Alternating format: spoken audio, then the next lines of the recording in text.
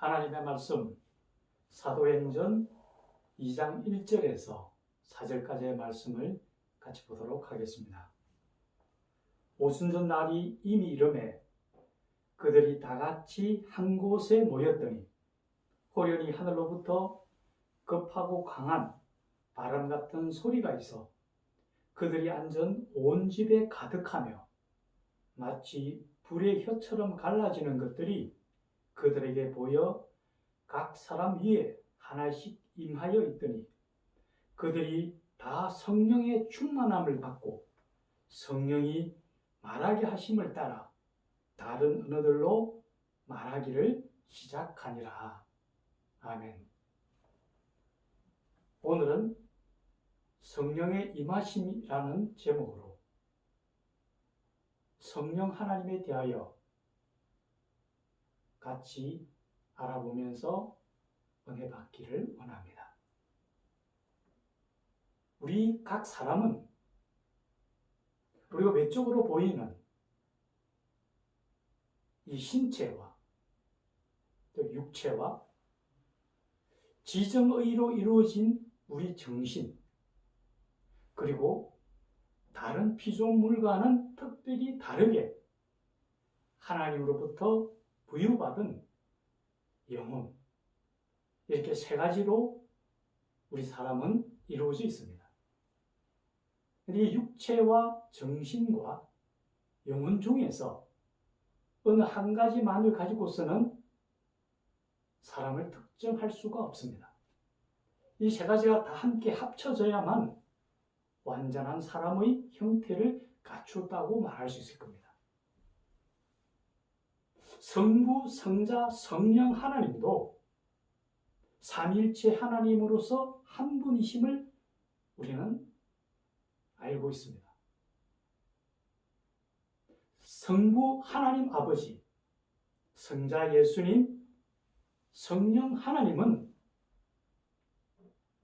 세 가지 다른 위격과 명칭을 가지고 있지만은 틀림없이 한 분 하나님이십니다. 다만 하나님께서 일을 하시는 사역을 위해서 다른 이름으로 불려질 뿐입니다. 먼저 성부 하나님 아버지는 온 우주 만물의 창조주로서 하나님의 형상대로 인간을 지으시고 그 안에 생기를 불어넣어서 영적인 존재가 되게 하셨습니다. 그래서 인간은 영적인 존재로서 하나님 앞에 나와 예배 드릴 수 있는 귀한 존재가 되었습니다. 하지만 인간의 죄악으로 인하여 하나님과의 관계가 완전히 끊어지고 이제는 영 죽을 수밖에 없는 존재가 되었습니다.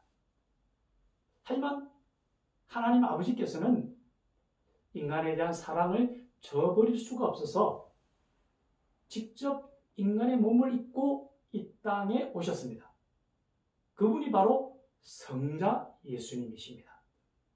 즉 성자 예수님은 하나님께서 우리 인간에 대한 구원의 계획을 이루시기 위해서 사람의 몸을 입고 이 땅에 오셔서 십자가에 달려 죽으시고 죽으신 지 사흘 만에 부활하셔서 부활하신 몸을 40여일 동안 많은 사람들에게 보여주신 후에 하늘에 성천하셔서 하나님 우편에 앉아 계십니다.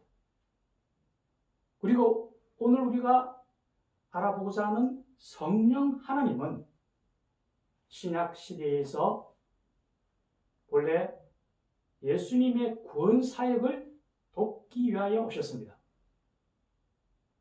처음 예수님께서 요단강에서 세례 요한으로부터 세례를 받으실 때에 하늘로부터 큰 소리가 나서 이르기를 이는 내 기뻐하는 자라고 하시면서 예수님의 머리 위에 성령이 비둘기같이 내렸습니다. 그 후에 예수님께서 십자가에 죽으시기까지 예수님의 구원 사역을 힘써 도와왔습니다.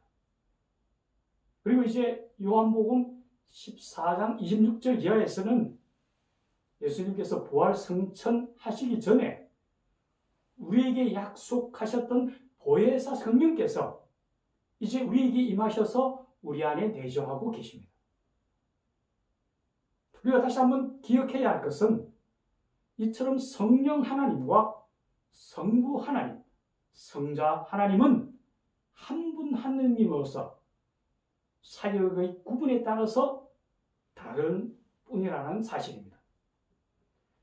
그런데 성령 하나님은 그 임함에 있어서 우리가 오해하는 경우가 간혹 있습니다.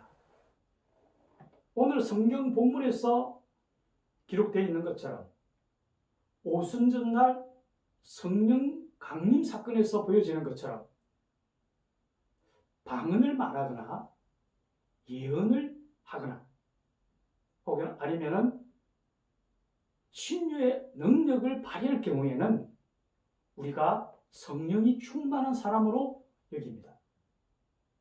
그런데 반대로 그렇지 않을 경우에는 우리가 혹시 성령을 받지 못한 것은 아닌가라고 여겨질 때가 참 많습니다.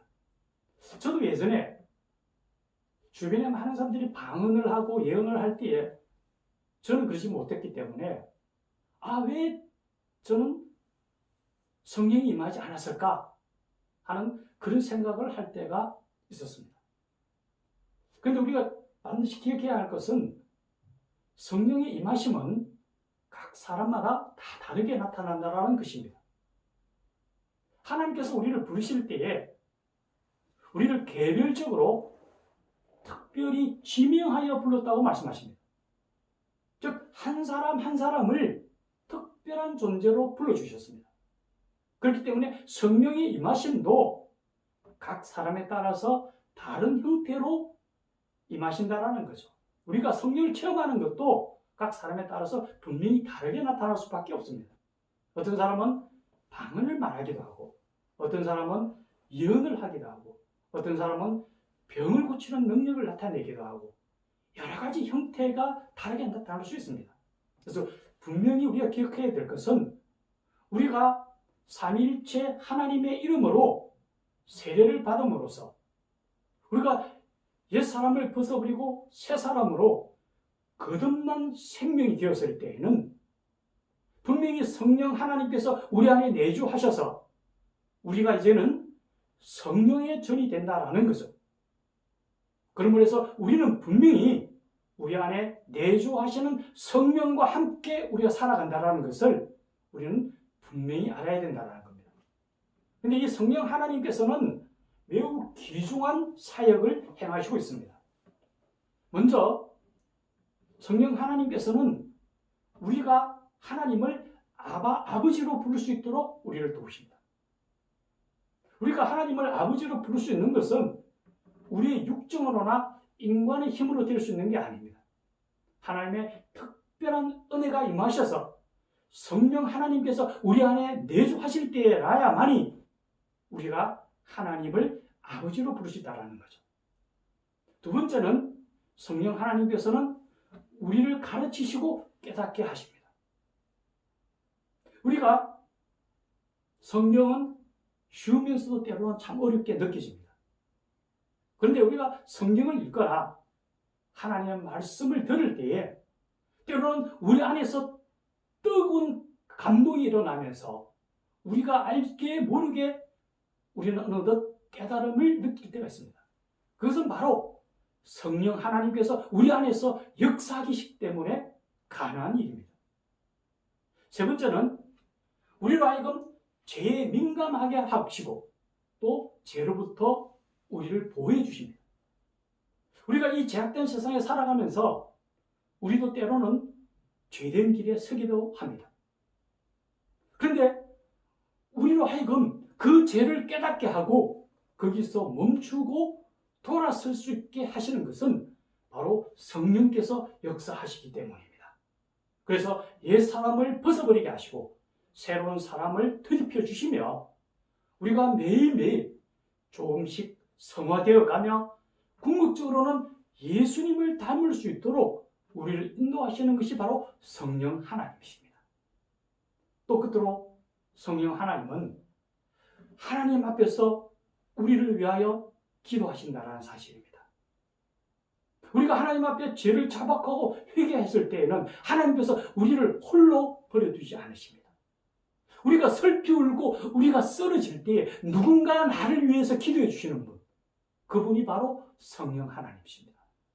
하느님 탄식으로 우리가 기도할 수 없을 때에도 우리를 위해서 간구하시고 기도하시는 하나님이 바로 성령 하나님이십니다. 무엇보다도 이제 우리가 때가 되면은 하나님 나라를 향하여 나아갑니다. 우리 모두는 거기에 대해서 때로는 두렵기도 하고 힘든 마음을 갖기도 합니다. 하지만 우리를 손을 꼭 붙들고 우리로 하여금 평안한 가운데서 하나님 나라로 인도해 주실 분 또한 성령 하나님이십니다. 이제 우리는 성령이 우리 안에 내주하시는 하나님의 성령으로서, 성령의 전으로서 주님만을 굳게 붙들고 성령에 사로잡히고 성령의 충만을 더 입어 이 세상을 이기고 살아가는 하나님의 백성이 되기를 주님의 이름으로 축원합니다. 같이 기도하시겠습니다.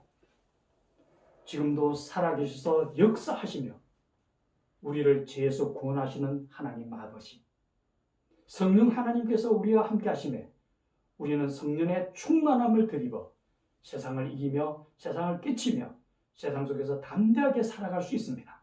주여, 우리가 하나님 나라를 바라보는 자로서 성령 하나님과 함께하며 주의 뜻을 이루어 나가며 믿음의 주요 온전케 하시는 이 예수 그리스도를 향하여 전심을 다하여 달려가며 하나님의 소망을 가지고 나아갈 수 있도록 우리를 축복하시고 도와주시옵소서. 예수님의 이름으로 기도드리옵나이다. 아멘.